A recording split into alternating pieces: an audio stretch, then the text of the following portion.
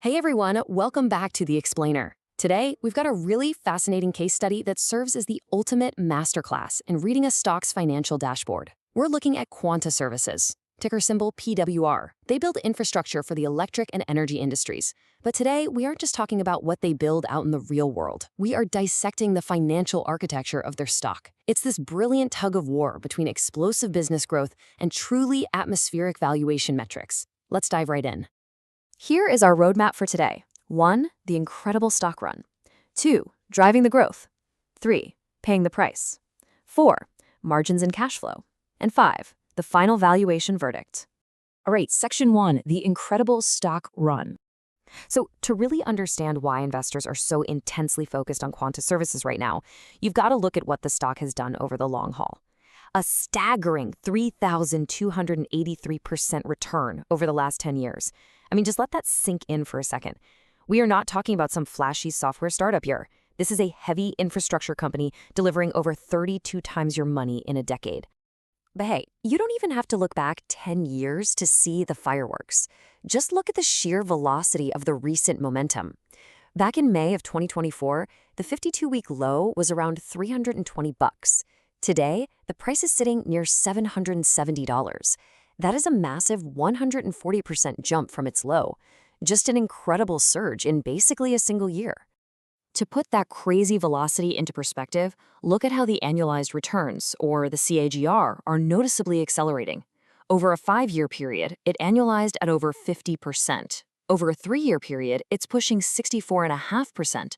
And the trailing 12 months? An eye-watering 164.95%.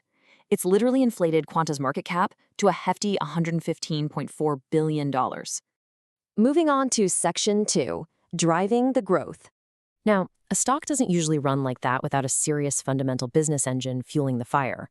For Quanta, the crucial point here is scale. Their trailing 12-month revenue has hit an absolute monster number, $30.12 billion. So this isn't just a story built on hype. It's backed by tens of billions of dollars in actual electrical grid updates and energy pipelines flowing right through their income statement. But revenue is really only half the story. Over the last 3 years, revenue grew at an impressive annualized rate of nearly 20%. But notice the net income and earnings per share. Net income is growing at 30%, and EPS is scaling at over 31%. In the business world, we call this operational leverage. They're making more money on every new dollar coming in the door, which is a fantastic indicator of underlying financial health. Which brings us to Section 3, paying the price. This brings us to a really pivotal pivot. As Warren Buffett famously says, price is what you pay, value is what you get. So what does it actually cost an investor to buy a piece of this growth story today? Well, the current price to earnings, or PE ratio, is 105.62. You are basically paying $105 for every $1 of the company's earnings. That is an incredibly premium price tag, especially for an industrials company, which typically trades at much, much lower multiples. And what's truly revealing is how we compare the current price to the stock's own history. That 105 PE ratio, it is almost 87% higher than the stock's own 5-year average. The price-to-sales ratio is up 92% compared to its historical norm, and EV to EBITDA is up over 70%. Valuation multiples have aggressively expanded. You aren't just paying for growth here. You are paying a massive premium compared to what investors historically paid for this exact same company. The picture gets even more extreme with the PE ratio, a metric famously championed by investing legend Peter Lynch. It takes the PE ratio and divides it by the earnings growth rate to level the playing field. Typically, a value of 1.0 means a stock is fairly valued. Quanta's PE ratio sits at a massive 6.01. That is nearly 40% higher than its own 5-year average. It is basically a blaring siren signaling that the market expects absolute perfection from this company moving forward. Let's dig deeper in Section 4, margins and cash flow. To understand why that premium might be a little precarious, we need to check internal efficiency. Like, how well do they actually convert that $30 billion in revenue into cash? Out of every dollar they make, their gross profit margin is 15%. But by the time they pay operating costs, taxes, and other expenses, which eat up over 81% of the pie, their net profit margin is a razor-thin 3.7%. It's a high-volume, low-margin business. Any sudden increase in costs can severely impact the bottom line. We see a bit of a drag when we look at capital returns, too. Return on equity is solid at 12.21%. However, the return on invested capital, or ROIC, is much lower at 6.22%. And crucially, that 6.22% is actually down by over 5% compared to their 3-year average. What this tells us is that as they've grown rapidly, the efficiency of deploying cash into new projects has dipped. It just takes a lot of heavy capital lifting to generate those billions in revenue. Which naturally leads us to the ultimate question for anyone analyzing this data. Does the fundamental intrinsic value of this company's cash flows actually justify the current $770 price tag?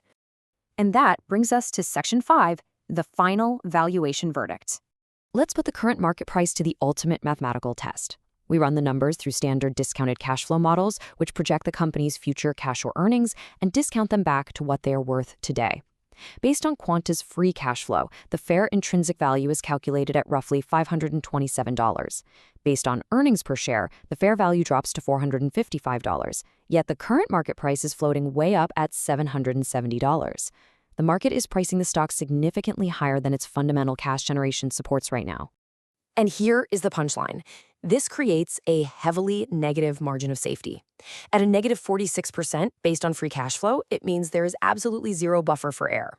If the company stumbles, if grid spending slows down, or if margins compress even slightly, the fundamental support floor is a long, long way down from the current stock price. And looking at the EPS-based margin of safety paints an even more extreme picture of overvaluation at a staggering negative 69%. The market has essentially priced years and years of flawless compounding future growth right into today's stock price. So, I want to leave you with this provocative thought to chew on. When you look at a chart that has gone straight up and valuation multiples that have stretched to double their historical norms, ask yourself, are you buying the underlying business and its cash flows, or are you just buying the momentum and hoping someone else pays more tomorrow?